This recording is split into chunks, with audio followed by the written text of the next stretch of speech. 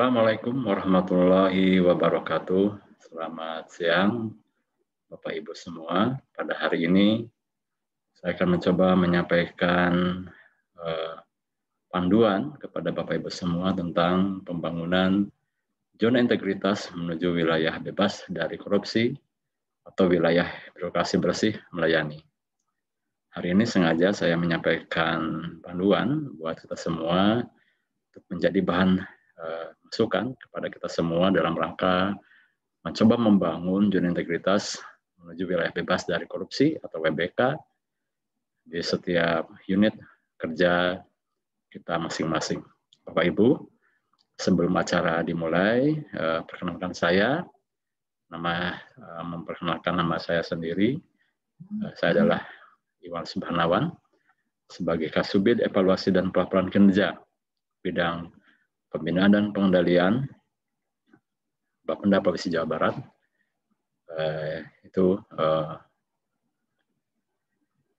Tupoksi jabatan saya. Baik, kita lanjutkan kepada materi yang akan kita sampaikan Bapak Ibu hari ini. Nah, dimulai dengan cerita tentang definisi apa itu zona integritas. Zona integritas adalah predikat yang diberikan kepada instansi pemerintah yang dipimpin, yang pimpinan dan jajarannya mempunyai komitmen untuk mewujudkan WBK, WBBM melalui reformasi birokrasi, khususnya dalam hal pencegahan korupsi dan peningkatan kualitas pelayanan publik. Ini adalah bangunan zona integritas dalam sebuah instansi pemerintah, di mana predikat ini diberikan kepada unit kerja pada instansi pemerintah yang memenuhi indikasi bebas dari korupsi dan melayani publik dengan baik. Dari sekian unit, kita pilih misalnya unit C atau unit F, ini tergantung dari kesiapan dari setiap unit untuk melaksanakan zona integritas. Apa yang menjadi dasar hukum pelaksanaan pembangunan zona integritas? Ini kita melihat referensi hukum yang menjadi dasar pertimbangan dari mulai Undang-Undang 28 tahun 1999 tentang penyelenggaraan negara yang bersih dan bebas dari korupsi, kolusi, dan nepotisme. Ada beberapa dasar hukum dari yang disampaikan sampai dengan Permen Pan RB nomor 14 tahun 2014 tentang pedoman evaluasi pelaksanaan reformasi birokrasi. Permen Pan tentang JI, Permen Pan tentang JI memuat pedoman pembangunan JI menuju wilayah bebas dari korupsi, diubah menjadi Permen RB 60/2001 tentang pedoman pembangunan zona integritas menuju WBK dan BBM di lingkungan kementerian lembaga dan pemerintah daerah. Selanjutnya ada Permen Pan RB 52/2014 tentang pedoman pembangunan JI menuju WBK dan WBM di lingkungan institusi pemerintah. Lanjut, nah ini apa yang menjadi hakikat pembangunan zona integritas menuju WBK atau WBBM? Membangun mengimplementasikan sistem integritas yang mampu menumbuh kembangkan budaya kerja, birokrasi anti korupsi, dan budaya birokrasi melayani di lingkungan KLPD. Pembangunan integritas dilakukan dengan pembangunan percontohan-percontohan pada tingkat unit kerja, KL, dan Pemda sebagai zona integritas menuju WBK, WBBM. Proses pembangunan ZI dari mulai pencanangan, ini ada penandatanganan fakta integritas oleh seluruh atau sebagian besar pegawai, pernyataan komitmen telah siap membangun zona integritas. Selanjutnya, pembangunan ZI menetapkan unit kerja yang diusulkan menuju WBK, WBBM, membangun unit kerja menuju WBK, WBBM. Setelah dibangun, kemudian diusulkan, melakukan penilaian mandiri oleh tim penilai internal, kemudian TP melaporkan kepada pimpinan instansi, kemudian selanjutnya pengurusan ke Kemenpan RB. Kemudian selanjutnya setelah disampaikan ke Menpan RB, ada pelaksanaan review oleh tim penilai nasional. Kemudian akhirnya ditetapkan oleh Menpan RB dari usulan tadi untuk ditetapkan menjadi WBK. Inilah penetapan WBK 2 BBM dilaksanakan oleh Menpan RB sesuai dengan kewenangannya. Saat pengajuan WBK WBBM, nah Bapak Ibu yang saya hormati, kalau syaratnya tingkat pemerintahan instansi pemerintah, untuk WBK ada opini BPK kaitan dengan WTP, wajar tanpa pengecualian. Untuk WBBM, opini BPK selama 2 tahun minimal berturut-turut. Mendapatkan nilai akib minimal CC, tingkat unit kerja, setingkat eselon 1 sampai dengan eselon 3, peran dan penyelenggaraan fungsi pelayanan strategis, melaksanakan program-program reformasi birokrasi secara baik, mengolah sumber daya yang cukup besar, dan telah sebelumnya mendapatkan predikat WBK. Syarat penetapan WBK dan WBBM, syaratnya memiliki nilai total pengukit dan hasil minimal untuk WBK di poin 75, untuk WBBM angkanya mencapai angka 85. Kemudian dalam komponen hasil terwujudnya pemerintah yang bersih dan bebas KKN minimal 18 atau 90%, WBBM sama. Kemudian nilai ini untuk subkomponen survei persepsi anti korupsi minimal mendapatkan angka 13,35 atau 80%, WBBM juga sama. Kemudian subkomponen presentasi TLHP mendapatkan angka di angka 3,5 atau 70%, WBBM juga sama. Nilai komponen hasil terwujudnya peningkatan kualitas pelayanan publik kepada masyarakat minimal di angka 16 untuk WBBM. Kerangka logis penilaian, Bapak Ibu, apa yang menjadi pengungkit 60%, presentasinya, sedangkan hasil 40%. Pengungkit ini dimulai dengan manajemen perubahan, penataan tata laksana, 5 poin, kemudian penataan manajemen SDM 15, penguatan pengawasan 15, untuk mencapai angka 60%, ini persentase ya Bapak Ibu ya. Manajemen perubahan 5%, tata laksana 5%, penataan manajemen SDM 15%, penguatan pengawasan 5%, dan penguatan akuntabilitas kinerja 10%. Sehingga total pengungkit itu nilainya idealnya adalah 60%.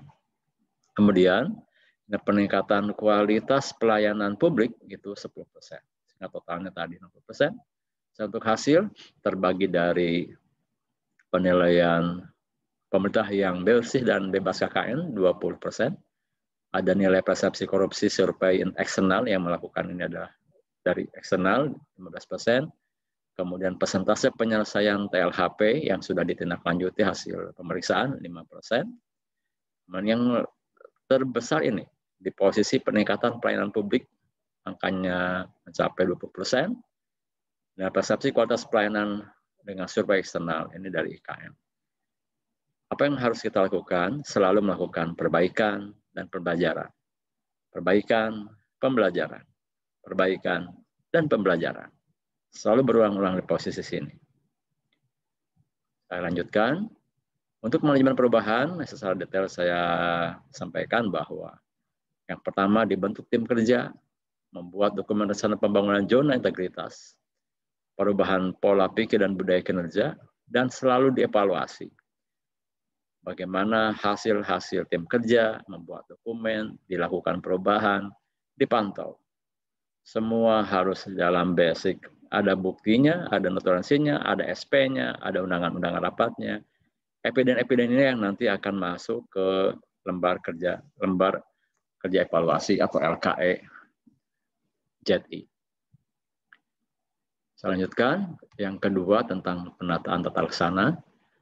SOP harus tetap untuk kegiatan utama.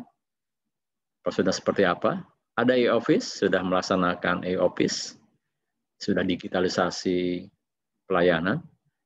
Yang terpenting juga adalah keterbukaan informasi publik yang selalu kita sampaikan dalam berbagai acara, baik itu melalui media mainstream maupun non-mainstream. Saya lanjutkan. Nah, kemudian yang ketiga adalah penataan manajemen SDM. Apakah kita melakukan perencanaan kebutuhan pegawai sesuai dengan kebutuhan organisasi? Ada pola mutasi internal, sehingga ini adalah memberikan motivasi internal buat teman-teman kerja kita semua di layanan.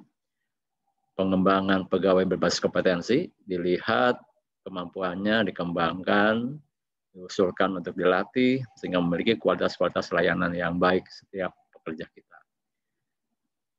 Penempatan kinerja individu yang sesuai dengan kemampuannya, dengan passionnya masing-masing, kemudian menegakkan aturan, disiplin, kode etik, kode perilaku pegawai.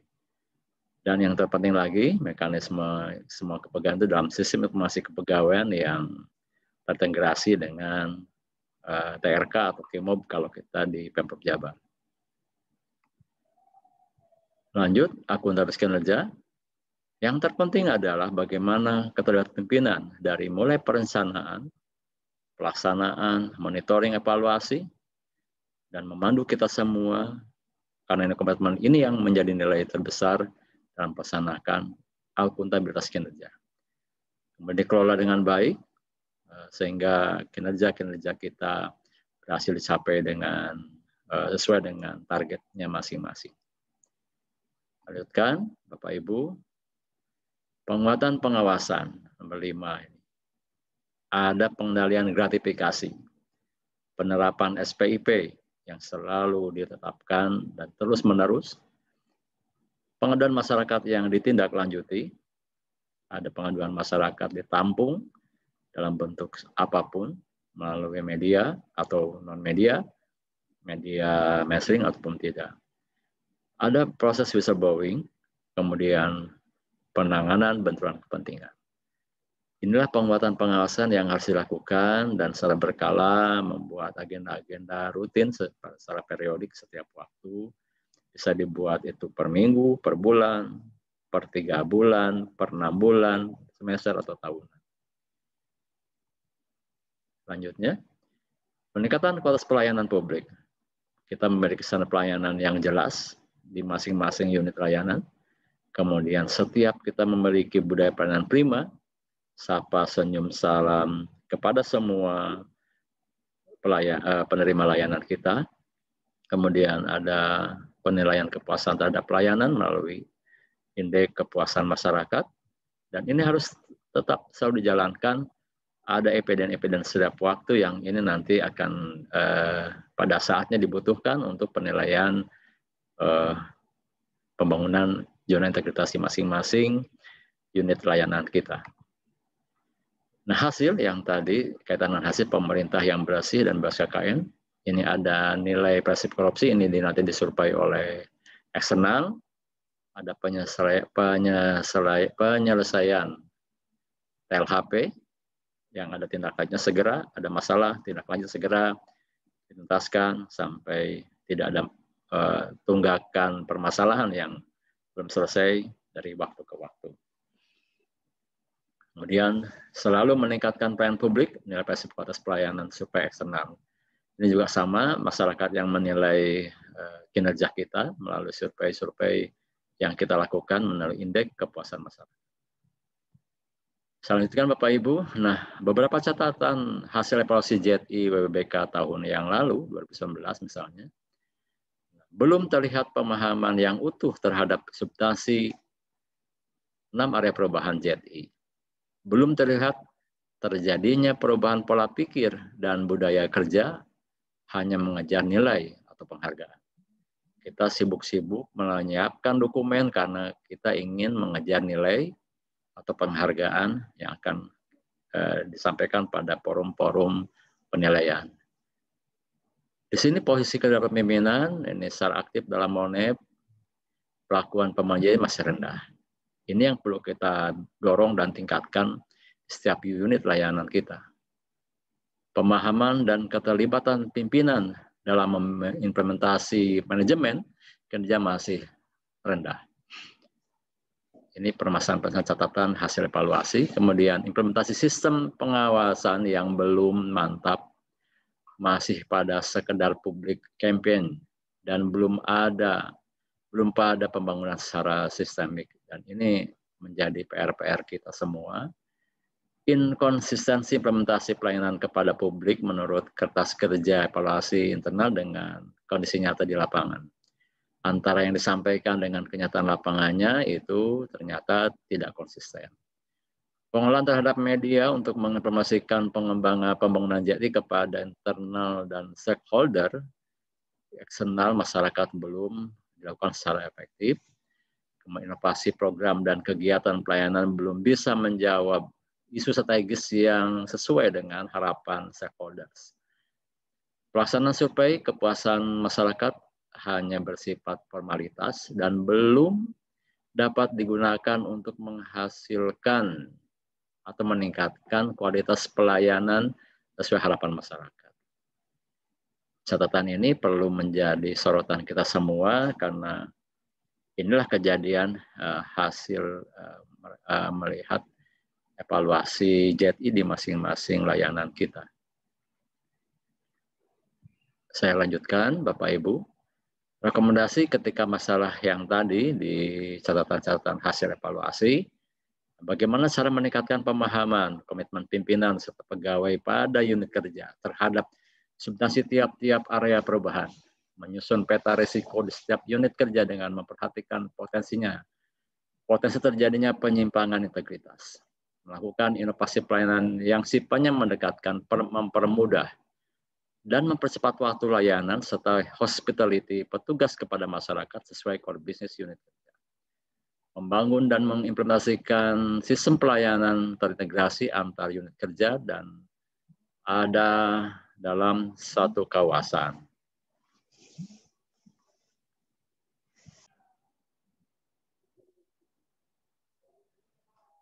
Kita lanjut Bapak Ibu, mohon maaf ada gangguan teknis. Kemudian selanjutnya tadi ini inovasi yang harus dilakukan, mendekatkan, mempermudah, mempercepat waktu layanan serta hospitality kepada masyarakat atau konsumen kerja.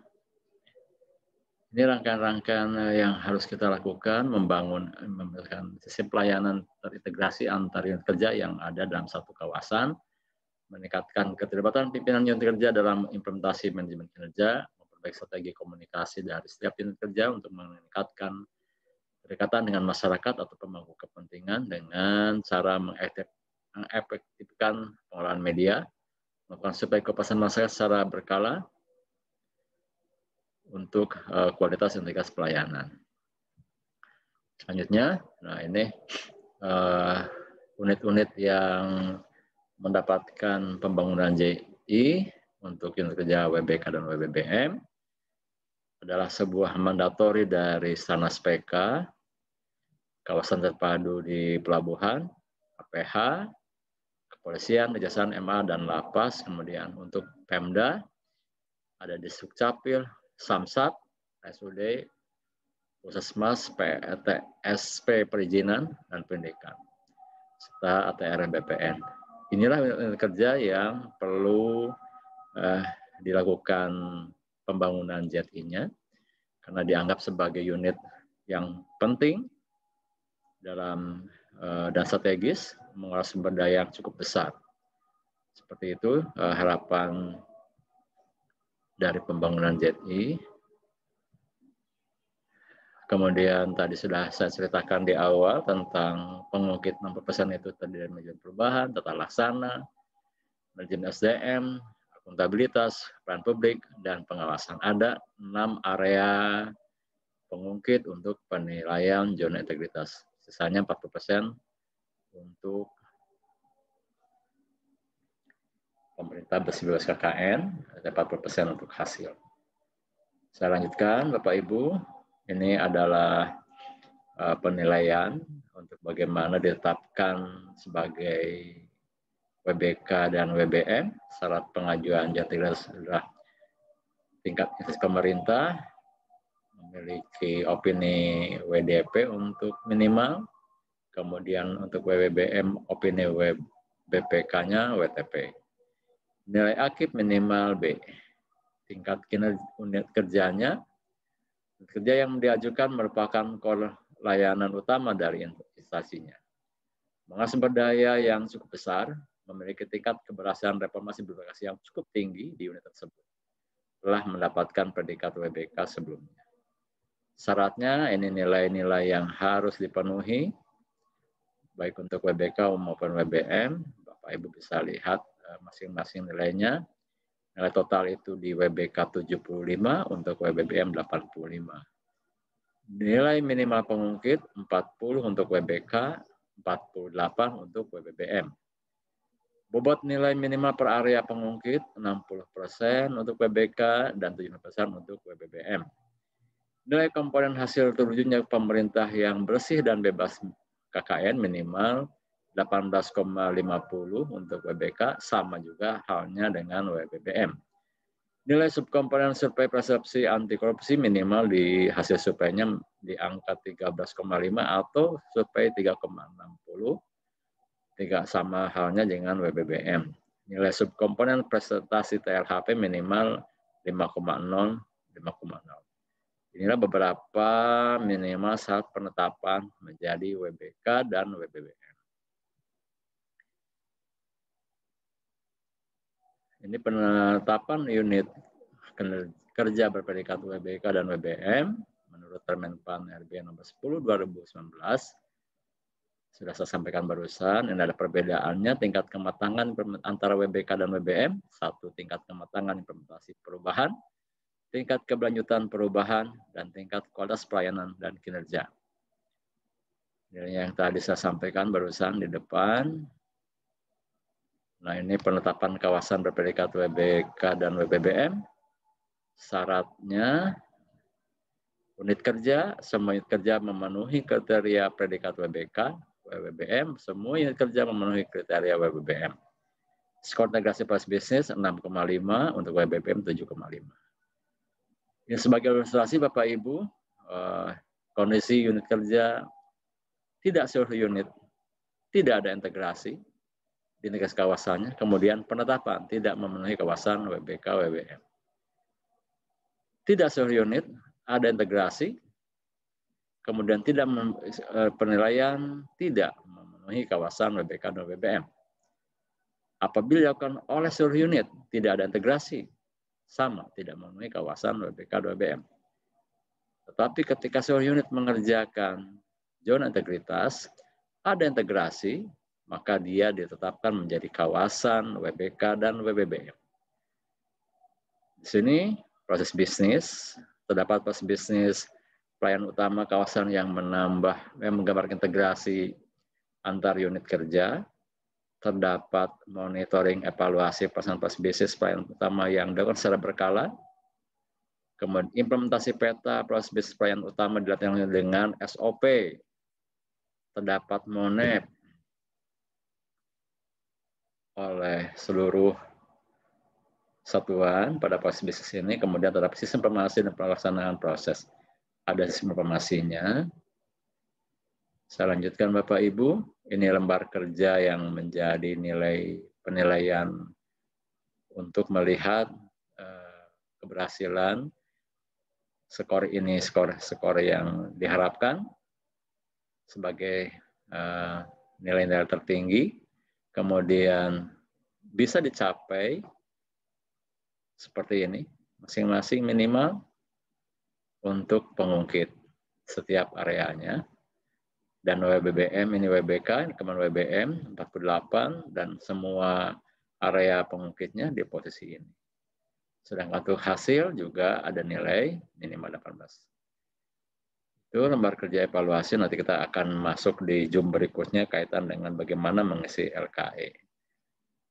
Penetapan mekanisme predikat WBK dan WBBM, ini ada permohonan dari unit kerja, dinilai oleh tim penilai internal, kemudian hasilnya disampaikan, pemenuhan indikator hasil dan pemenuhan indikator pengungkit dievaluasi oleh tim penilai nasional. Memenuhi syarat atau tidak? Kalau memenuhi syarat, maka dia akan ditetapkan menjadi mendapatkan sertifikat WBBK dan WBM. Seperti itu mekanisme penetapan predikat WBK dan WBM. Dilanjutkan berikutnya, nah, hal-hal yang perlu disiapkan untuk evaluasi JRI yang perlu kita pahami bersama di sini. Responden nomor 1, responden list pengguna layanan dengan ketentuan, mengisi form pernyataan tentang kesediaan responden untuk menjadi objek survei. Responden adalah pengguna layanan yang telah pernah mendapatkan seluruh tahapan proses pelayanan. Minimal ada 100 responden. Ini catat, ada 100 responden yang harus disurvei. Penerima layanan on the spot yaitu penerima layanan yang telah selesai menerima layanan pada saat survei dilaksanakan, ataupun customer list atau daftar pelanggan yang telah selesai menerima layanan dari unit kerja maksimal 2 bulan ke belakang.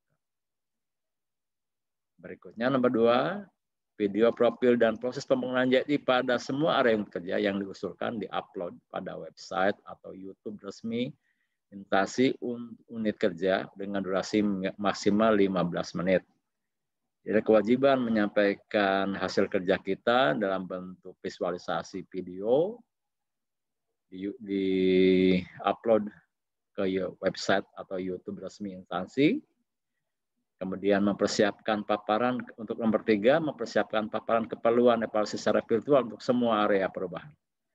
Dengan informasi yang harus disampaikan sebagai berikut, ada progress reform, kondisi before after, identifikasi dan mitigasi risiko integritas dalam pelaksanaan pelayanan pada unit kerja, inovasi-inovasi yang sudah dilakukan pada seluruh sektor pelayanan, ada kinerja, penguatan integritas, dan untuk mencegah KKN. Kemudian bagaimana cara pengusulannya? Ini adalah alur bagaimana JRI, pembangunan JRI ini disampaikan oleh dan kemudian mendapatkan opini atau penilaian dari Menpan RB. Seperti ini alurnya.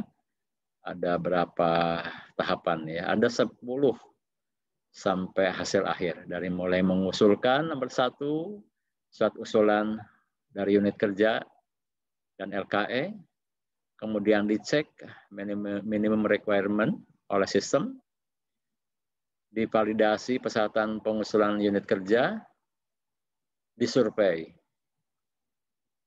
Kemudian evaluasi lapangan, telekonferensi, kalau sekarang itu karena masih pandemi COVID, jadi pelaksanaannya dilakukan melalui telekonferensi. Ada penilaian tim Menpan bersama diverifikasi kemudian oleh KPK dan Ombudsman RI. Ada 2 lembaga yang menilai JRI ini, KPK sebagai eksternal dari tim Menpan RB. Kemudian ada panel nasional untuk menentukan apakah predikat bisa diterima atau tidak. Ini panel nasional. Kemudian penetapan predikat, unit kerja yang menerai WBK dan WBM, kemudian hasil akhir evaluasi zona integritas dimasukkan ke dalam database aplikasi PMPJRI. Dalam sebuah aplikasi di sini, nah seperti itu kira-kira, sehingga semua ini secara maraton simultan dilakukan oleh tim, dari mulai unit kerja mengusulkan sampai mendapatkan hasil, apakah layak atau tidak layak mendapat predikat ini.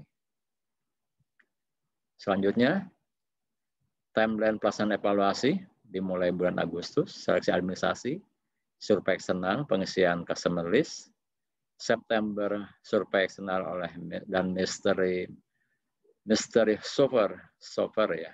Ini ada evaluasi lapangan telekonferensi, ada mystery software evaluasi lapangan di bulan September, bulan Oktober terus, kemudian dilanjutkan bulan November panel tim Kemenpan, verifikasi KPK dan Ombudsman RI, panel TPN, penetapan predikat, penyerahannya di bulan Desember.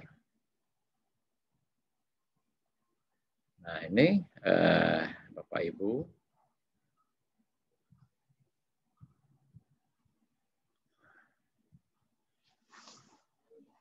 nah, sebagai kata-kata penutup, keadaan pasti berubah, keadaan hanya bisa dirubah jika kita punya keinginan untuk mengubahnya.